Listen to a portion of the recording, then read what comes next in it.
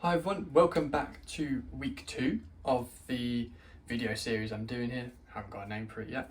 But I hope you got on well with week 1. Obviously that was about setting a short-term goal.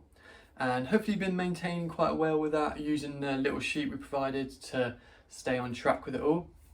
Today's subject, how to keep track of goals.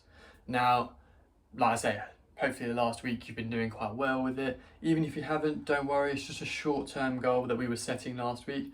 You've got your overarching goal, which we've discussed.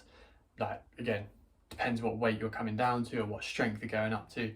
They're the big overarching goals. But this is mainly how to keep track of goals. Now, there are many methods of doing this. Hopefully we've discussed a few through during our call we had or consultation, but there's a few we can go through. So say it is a weight loss goal. Obviously the main way of tracking people know is using scales. Now scales can be a good method to use, but they're not always the most telling of it all, because it is just a number on a scale. It doesn't show any muscle you're building up, or if it's actually body fat you're losing or muscle mass you're losing. It's just a number. Some scales do body fat percentage now, which does make it a little bit better. But yeah, scales are one method you can use, and I do like using them, but I would use it with something else. So again, say your goal is weight loss, you could use dress sizes as another way of measuring how your progress is doing. Now I quite like doing this because if the dress size is coming down, we know that the overall body image is coming down, and if your goal is weight loss, then that's a good method to use. Another method I quite like using is progress photos, so you can track as you go along. I wouldn't do these too consistently. The most I've ever done is once every week, but that was when I was doing my cuts. So most clients I have doing this once every 4 weeks. That's mainly because you see yourself every day, and the people you live with see yourself every day, family and friends. So you don't really notice the little changes here and there. However, when you compare 4 weeks time ago, so say you take a photo here, take a photo in 4 weeks, there sometimes can be quite big differences. So that's why I quite like comparing the two and seeing the changes your body's gone through.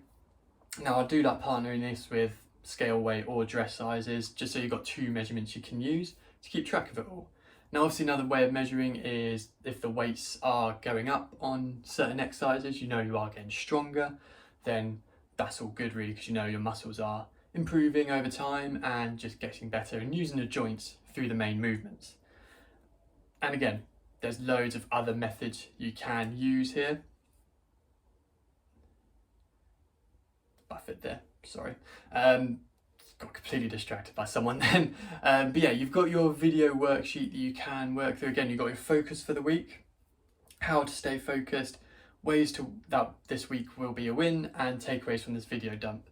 So again, have a quick run through during this video, set yourself a little goal that you can focus on for the week, and how to stay focused and all that side of things. Same as you did last week, but try and switch up a little bit here. Hopefully again you've been progressing quite well on that last week, so set a new one, see how you get on with it, and just keep implementing these little habits. Again, I'm going to be setting these every week just for you to go through, and set yourself a little target for the week. But yeah, these have just gone through a few measurements. There are loads and loads out there. Again, actually, another one I've just thought of. If you're, say you're training specifically running, you want to improve your 5k time, obviously if you see the time going down, you know you're going to be improving that way.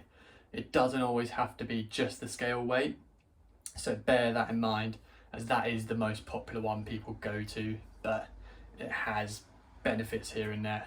But yeah, hopefully you enjoyed this one, and I'm going to see you next week.